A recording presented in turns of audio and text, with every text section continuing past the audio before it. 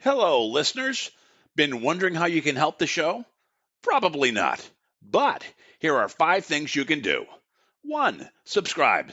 Support the show by clicking the subscription link in the show notes. 2. Review on iTunes, on our website, www.afraidofnothingpodcast.com, or on whatever app you listen to. 3. Donate. When you go to our website, click the cute coffee cup icon. Or in the show notes, click the subscription link. 4. Share. Sharing really is caring. Tell your friends and even your enemies to check out the show. 5. Watch. Wait a minute, it's a podcast, not a movie. Actually, it's both.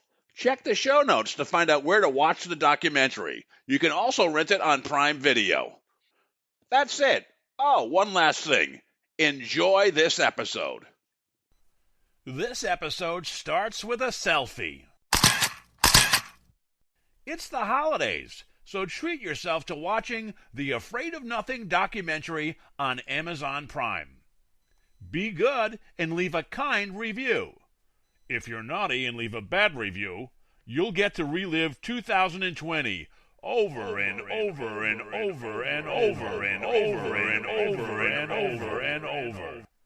You can also watch the film on VidiSpace and Vimeo on demand.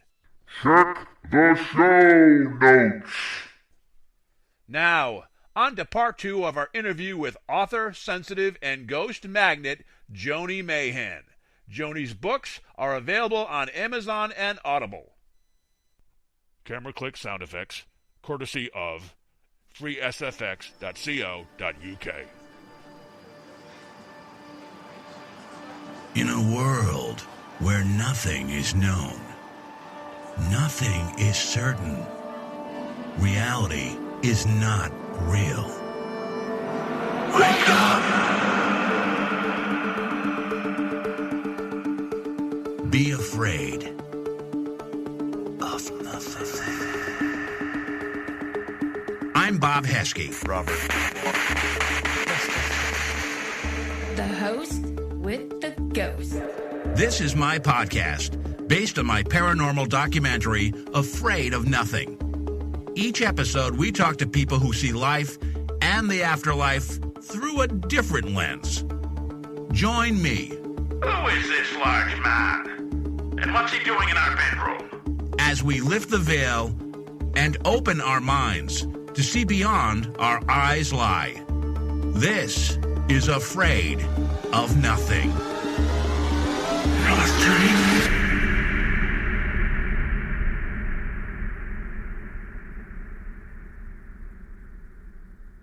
Okay, we're back with Joni Mayhan. Joni, a mutual friend of ours is named Sam Baltrusis. He's an author. He's also a sensitive clairvoyant, you might call him. He had a similar harrowing experience that you had with the Soul Collector, and it was dramatized on the 100th episode of A Haunting, and the episode was called Provoking Evil.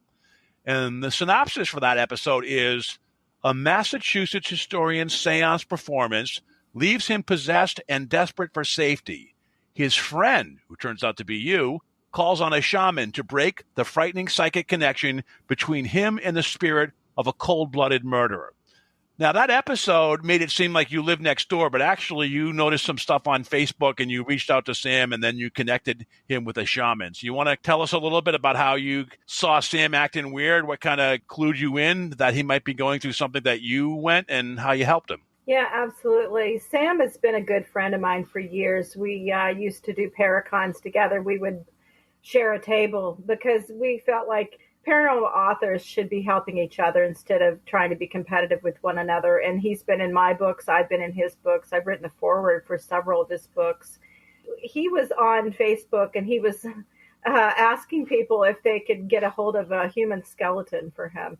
And then he was just posting just some really random weirdness. And it did not sound like Sam. So I reached out to him. If you watch the show, it shows me pounding on his door. That did not happen. I actually contacted him on Messenger. And, he started sharing the story with me. And after having gone through the Soul Collector and knowing what oppression feels like, because I didn't even get into that, but when I was under control of that entity, I was almost to full possession, and I know how that felt. And so I knew that Sam didn't need to be playing around with this or letting it go for any further. So I connected him with Michael Robichaud, and Michael was able to free him from the attachment. So I was kind of the middleman, but it was an important link, because had I not recognized the signs and connected him with Michael, it may have ended a completely different outcome for Sam. I mean, it took you a while to get your happy ending for, with the Soul Collective we talked about earlier. You really gave him a shortcut by getting him to the right person right away, convincing him to do the ceremony with Michael, and then he, through his powers, was able to clear it up for Sam. So he actually had an on-ramp to get this resolved fairly, expeditiously, thanks to you. Yeah, well, and that's what friends do for each other. And I didn't want him to have to suffer any longer than he was suffering. And I'm glad that I was able to be there. Up to almost episode 40 or whatever on this podcast, it's been a little bit less than a year. Counting you, there's 3 people that have had oppression, I guess you might call it oppression type of situations. One was Sam, one was you, another one was one of the first interviews I had with the Celtic medium Colleen Costello on the USS Salem. Believe it or not, Sam was there and witnessed it happen to her. So this is 6 degrees of Joni Mayhan. Who knows? But it's been something that's been kind of going on. So yeah, it is a small world, and it's so funny as I do these episodes, I meet someone like you, and then you're connected to other people. Yeah. So I checked out one of your books. It was The Bones in the Basement, Surviving the S.K. Pierce Haunted Victorian Mansion. I downloaded it on Audible, and boy, am I glad I did. Not only because it's so well written, but it's so well. The voiceover for that was incredible. He had such a great voice, and it was such an enjoyable listen. And for me, I live right down the street from an S.K. Pierce. I am familiar with the house. It was in my documentary. I've been there about a half a dozen times. I know Marion Luwama, who's kind of one of the turning points for our protagonists in the story, to help get them out of the house, or when they realized they had to leave the house. And I know the people that renovated the house afterwards and have had kind of a different experience. So this was really an interesting book for me to listen to, because it also added on new stuff that I wasn't aware of. My takeaway from it was really it's a great true ghost story. It's about a couple, Edwin Gonzalez and Lillian Ortero. Am I saying her last name correctly? Yep. Okay. Mm-hmm. Who purchase a rundown haunted Victorian, and they move in. They experience a lot of paranormal activity. They open the house to ghost hunters, some good, some bad, which creates more problems for them.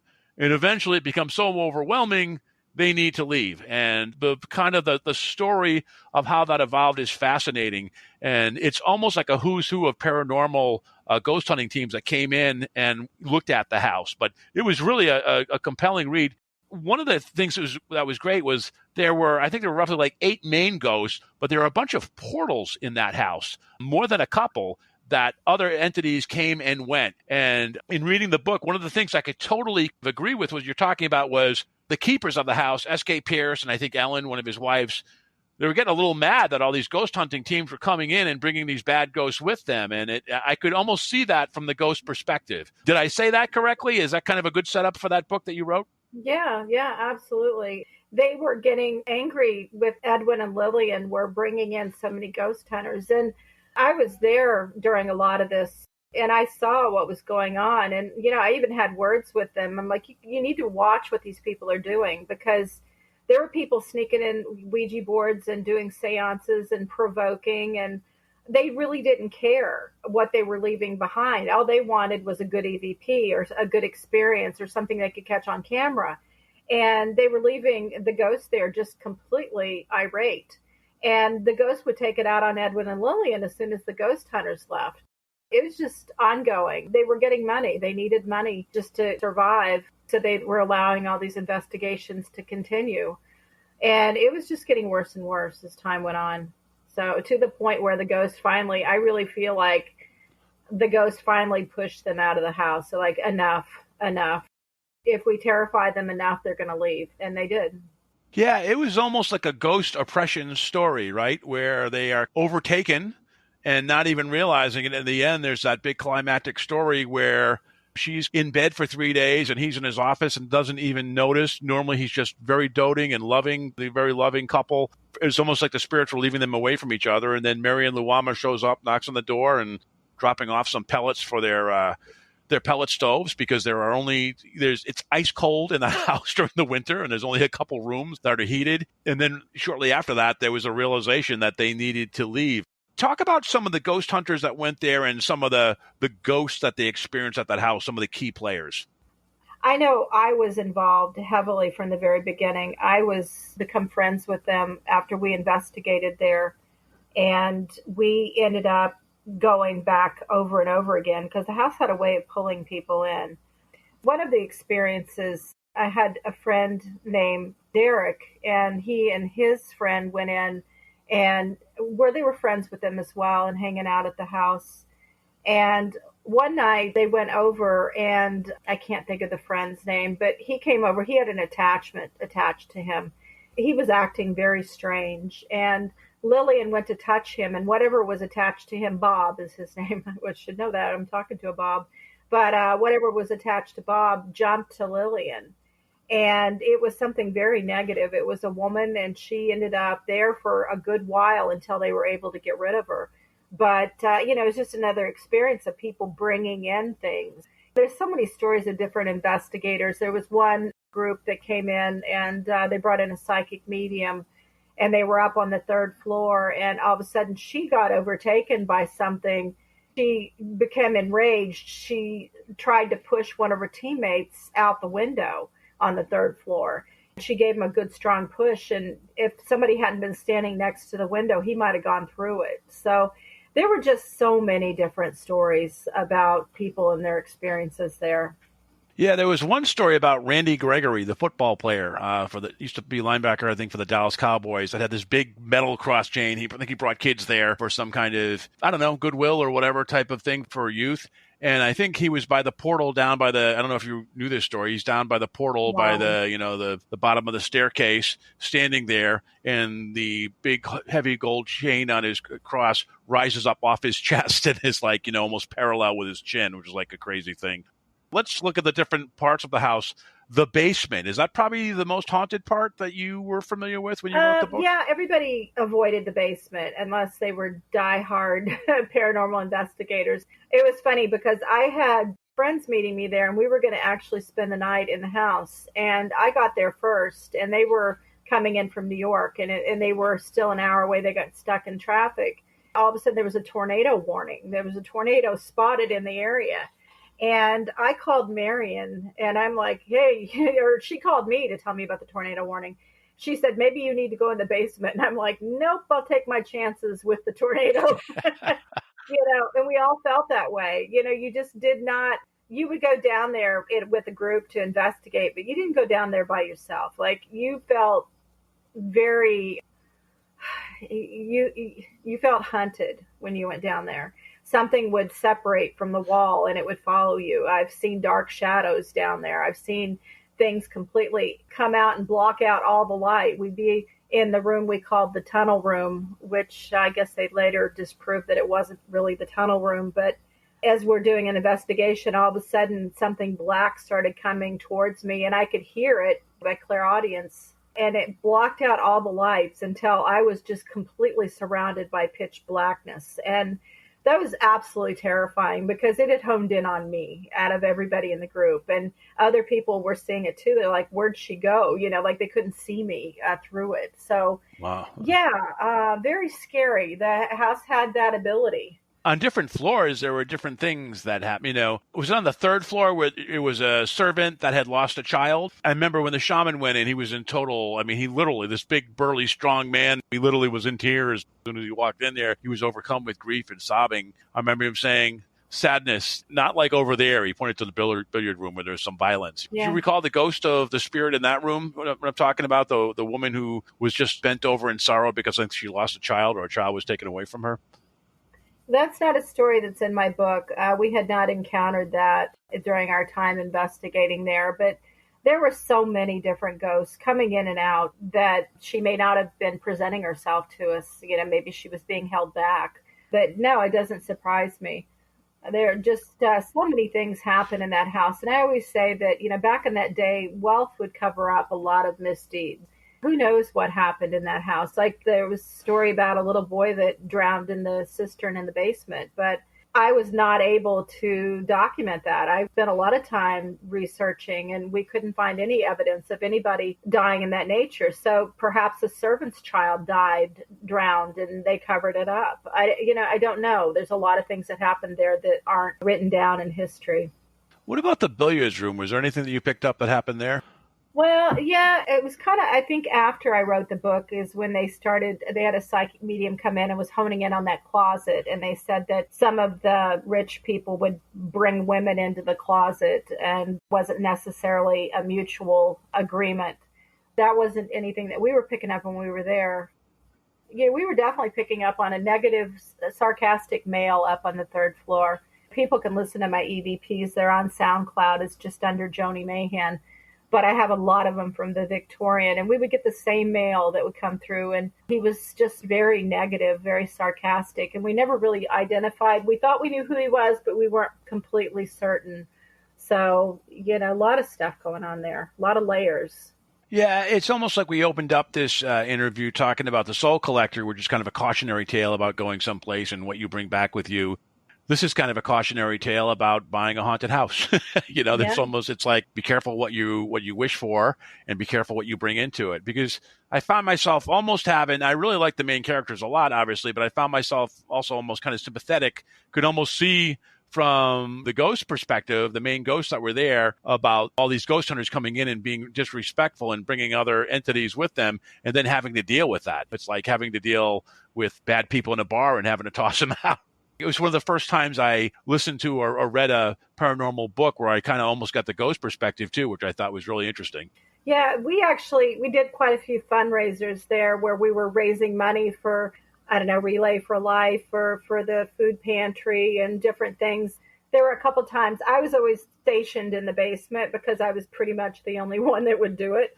I would go down there ahead of the group and I would just talk to them. I'm like, look, I'm really sorry to do this to you, but there's going to be a lot of people coming through here and it's for a good cause. And I hope that if you're not comfortable with it, just go back into the corner and I'll keep them away from the corner. I got a couple of EVPs during that point. I remember when I was saying that one time, they said scary. So I don't know if they were scared by what we were doing or what, but I always felt like the ghosts in that house liked me. From my very first paranormal investigation, we were down in the Summers kitchen, which I think they now call the laundry room. But we were doing an EVP session, and I was just doing the opening, saying what room we were in, what the date was. And a voice came through and said, I love you.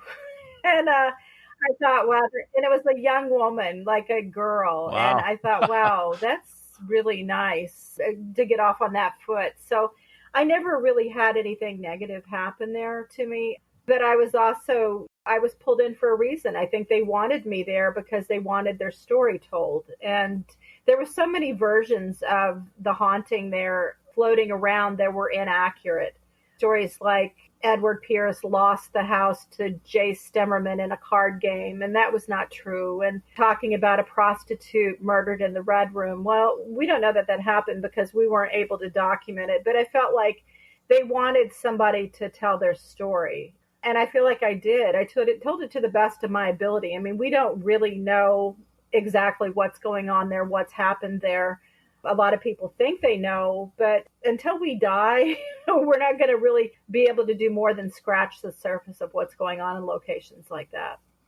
Yeah, one of the stories you talked about in the book, which I thought was kind of cool, you start off with Marion Luwama's nephew, who goes in, I think he sees a boy or something in the basement, and then later on, Marion becomes a pivotal person in this story, becomes very good friends with Edwin and Lillian, and actually gets her out of the house when she's kind of oppressed or possessed. But she had a dream before she even went there that she was walking around checking the roof for like water or whatever leakage, and lo and behold, when they moved out, they gave her the keys and said, can you look after the house for us? And that was what she was doing. It was really, surreal and kind of crazy. That house has a lot of portals. There's at least, 2, 3. What happens if a house like that is because this house was very close to being torn down or condemned. It was very close before Ken and Mimi Watson came in and were hired to renovate it with their crews. It was really close to being condemned. If a house like that was condemned, what happens to the portals?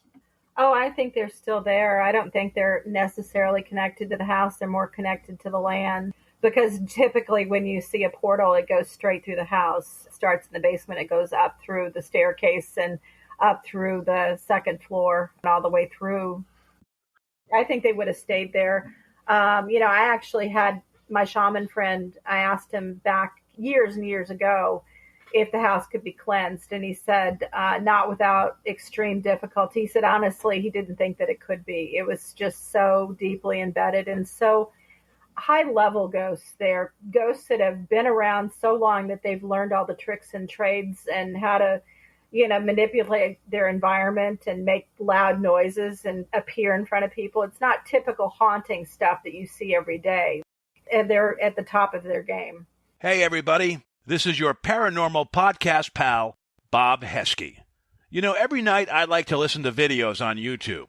But lately, with COVID, civil unrest, market volatility, politics, conspiracy theories, I just want to tune out.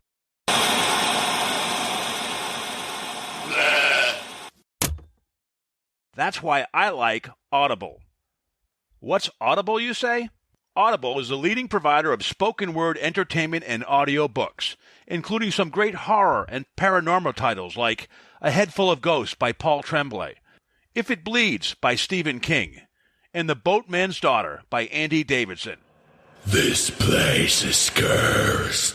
Each month, members get 1 credit to pick any title, plus 2 Audible originals from a monthly selection, access to daily news digests if you actually want to hear the news, as well as guided meditation programs. Hey, we all need a little zen now and again. And Audible is oh so easy. You can download titles and listen offline, anytime, anywhere, on any device. The app is free and can be installed in your smartphone or tablet. You can even listen across devices without losing your spot. How cool is that? If you can't decide what to listen to, no problem.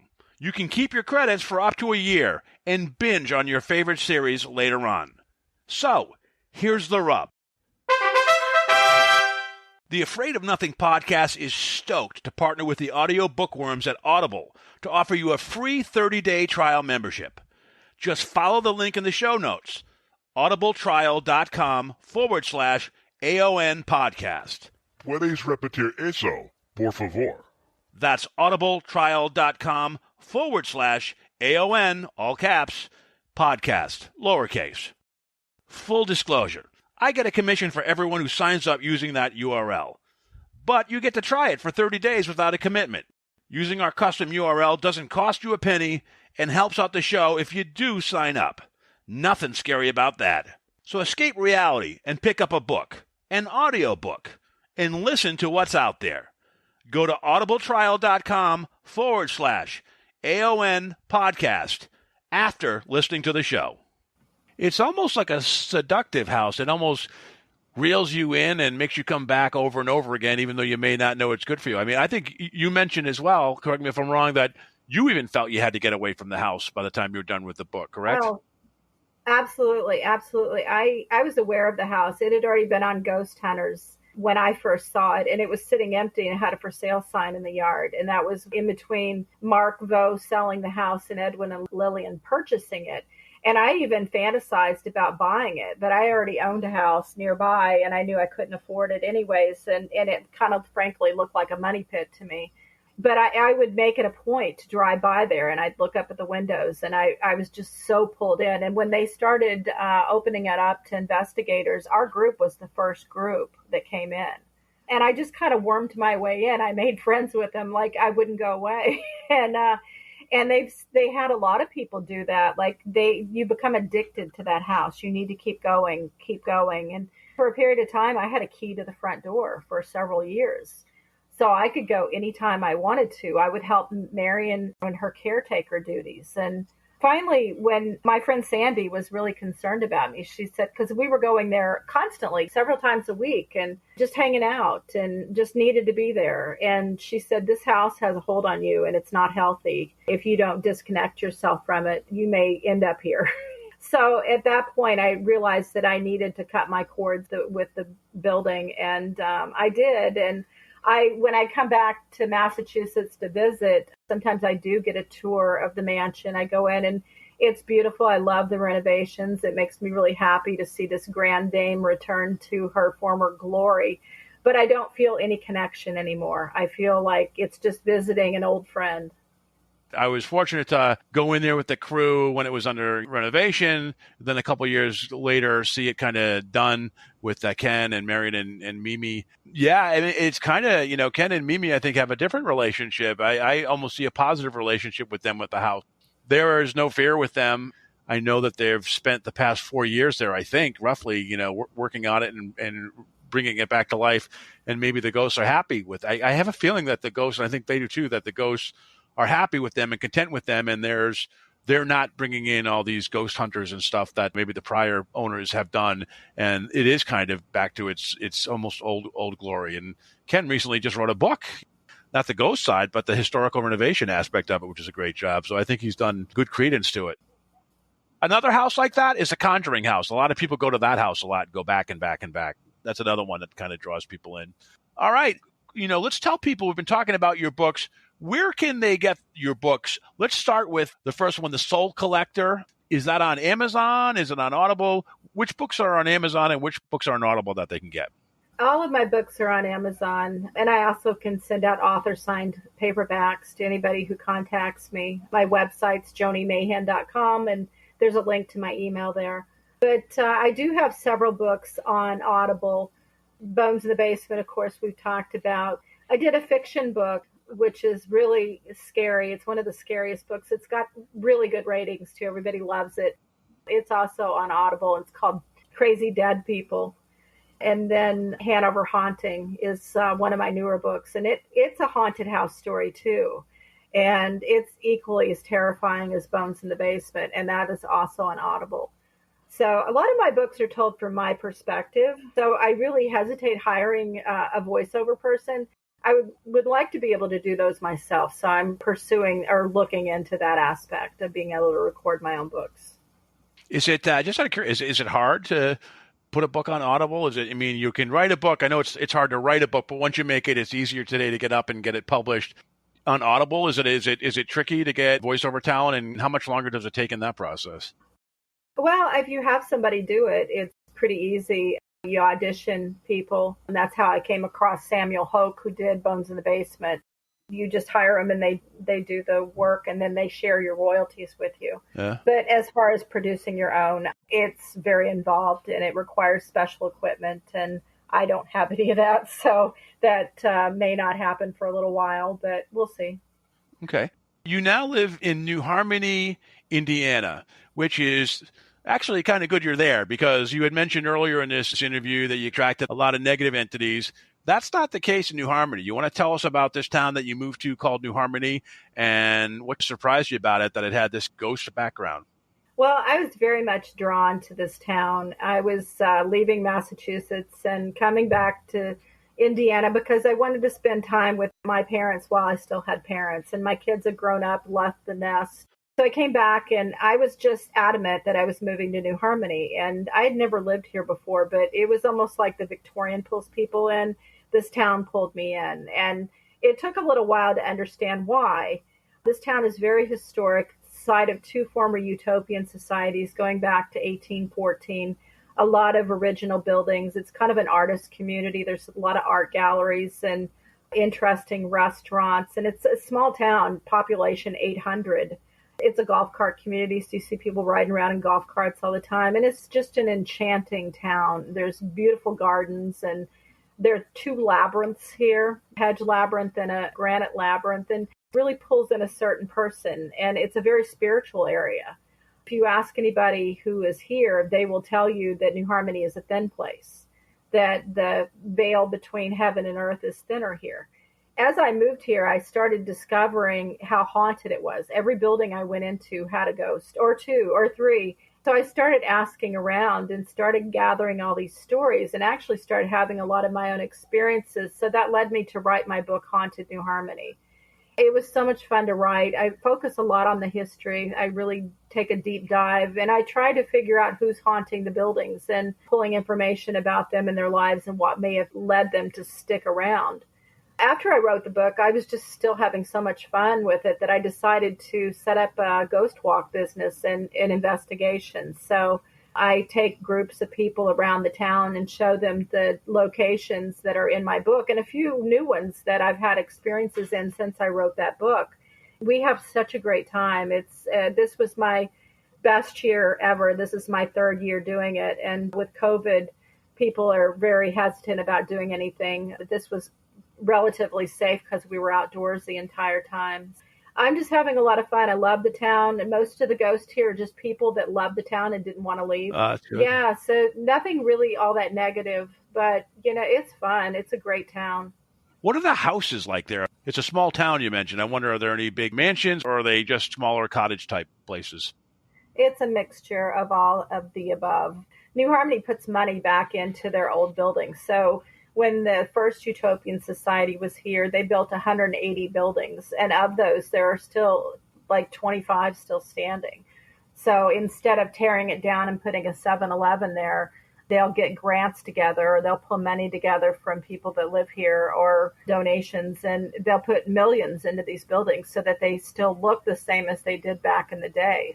And I think that's part of the haunting, too, is that it still looks just like it did back in 1820. So they feel like they're still at home. And is it like on an energy vortex, or is there some type of, because you mentioned about the thin veil, is there some type of good energy field that it's on, or what makes it so special? Yeah, I haven't figured that out yet, but you definitely have a vibe here. When people come here, you feel like you've stepped back in time. Everything's slowing down, and you just feel very relaxed and comfortable. This is the only place that I've ever lived where I would have no problem going out at 2 a.m. and walking around town. I would not feel afraid at all because it feels like the town just has that vibe to it. It's very relaxing and very loving and spiritual. It's incredible. I've never lived anywhere that felt more like home to me. So have the ghost hunters found this place yet, or is it still relatively uncharted for a lot of the hardcore ghost hunters? Yeah, it's very uncharted. I've tried to get several of the TV shows interested in doing something here, but there haven't been any huge tragedies here, no mass murders or battles or anything like that. So they don't necessarily interested in coming here. So I pretty much have it to myself as far as the ghost hunting. We do pre-COVID days. We did, investigations. We did like 4 a year where we would invite the public in and teach them how to do a safe, interesting paranormal investigation. And the ghosts are very willing to talk to us. We get so many responses. We've learned a lot. It's like almost like an archaeology experiment because we go back and talk to the people that created this history and ask questions that there's a gap where we don't know the answer. And we've gotten answers. So it's been pretty crazy.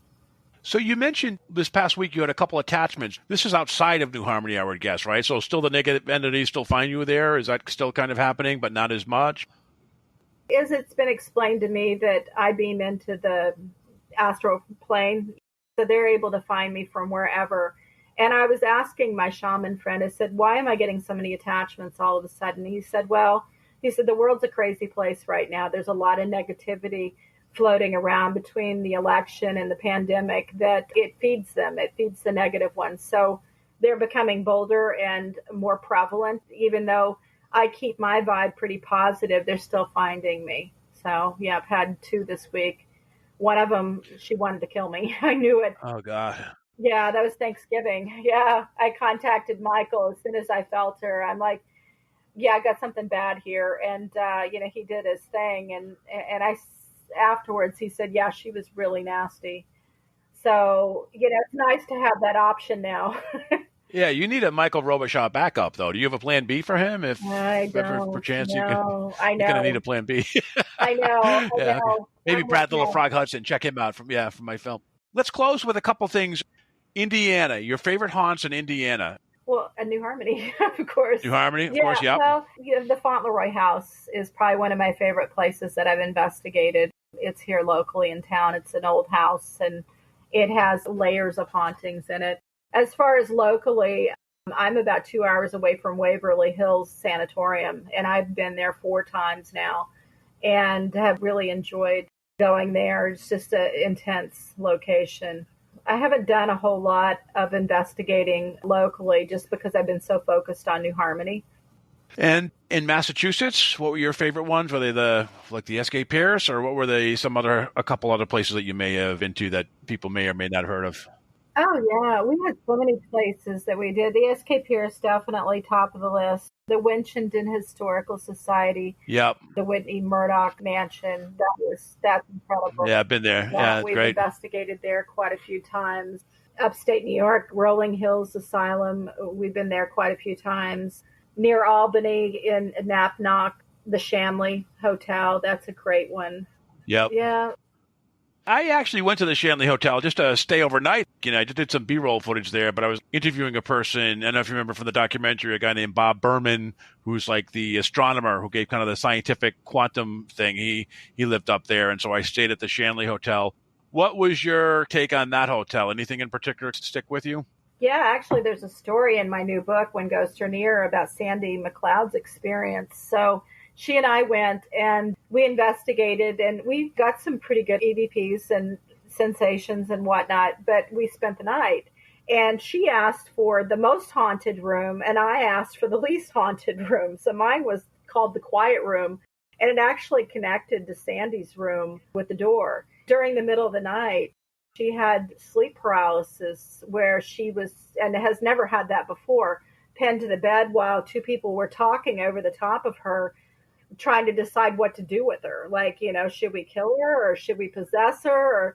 And she just couldn't move. And then finally she was able to break free, and she came into my room, and I had 2 beds in my room. So I woke up and Sandy was in the other bed. And we listened she had left a recorder on the whole night. We got some voices, not necessarily as clear as she was hearing them, but we also kept hearing the door in between our rooms opening and closing, and it had a really squeak to it.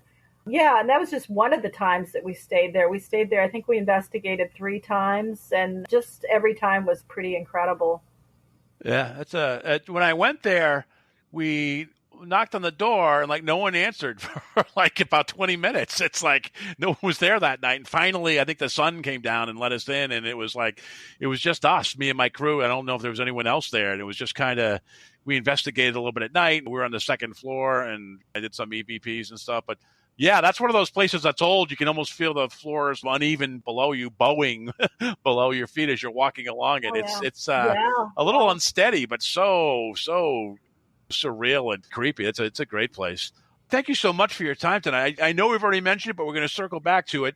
Tell us again where your website is and where people can get your books, and what else. Are you working on anything for 2021? Yeah, my website is jonimayhan.com, JoniMayhan.com. All my books are on Amazon, and I do have 3 books on Audible. As far as new books, I talked about Crazy Dead People, and I love that. It's going to be a series. So she's a scout for a paranormal TV show. So she goes ahead and scouts out the locations and then has some crazy experiences. And she brings her dog with her because I'm a big animal lover. So I had to have a dog in there. That's great. Yeah, so that opens up to a lot of different avenues for different locations. So that I'm going to work on another one of those. And then I may do another Haunted New Harmony book because I've had so many more experiences since I wrote that first one. And what about if people want to visit New Harmony or go on a ghost tour or check it out? Do they just reach you on your website? Yes. My website actually has 2 locations. So Haunted New Harmony will bring you to JoniMayhan.com. So they're both the same website. And I have information on there about my ghost walks and about my books and paranormal pictures and links to SoundCloud and all kinds of good stuff. And lastly, what about tortured souls that are going through something? Is there any advice you have for them, or any website you might direct them to if they're experiencing some oppression? They should get your book, but is there any type of website or person you would direct them to? Well, I think you should always, when you're investigating or dealing with a tortured soul, you should always use compassion and remember they were people first. If you're having an attachment and you feel like you're really stuck, you need to find a shaman or a really good psychic medium that has good references and reach out to that person. So it's just networking, always having a plan in place. You need to make sure you do your research beforehand. And what are 1, 2, or 3 telltale signs that you should be aware of, or do other people tend to recognize it before you do? I think the big thing is always being exhausted. That's one thing. If you have an energy draining ghost in your house, you're always going to be sick. You're always going to be tired. Personality changes is a very big thing. And sometimes you see it yourself, sometimes you don't. One of my attachments this week came from a friend I talked to on the phone, and he was telling me that he had a ghost there. It was making him very angry. And a couple days later, all of a sudden, I was very angry as well. So I reached out to Michael, and once he removed it, I was no longer angry. So, other people will see it as well, but, you have to just kind of keep doing checks on yourself as well. If you feel things are weird and different, there could be something going on. Well, excellent. Thank you so much for your time, Joni. Thank you. And I'm so happy that you're in a great place called New Harmony because you deserve it. Thanks for having me on. This was a lot of fun.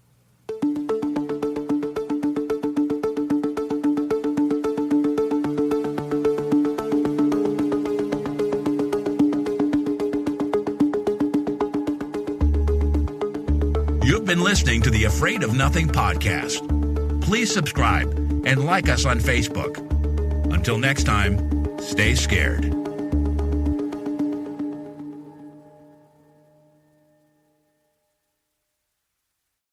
Hey, you're still here? Great. Then why not listen to another episode?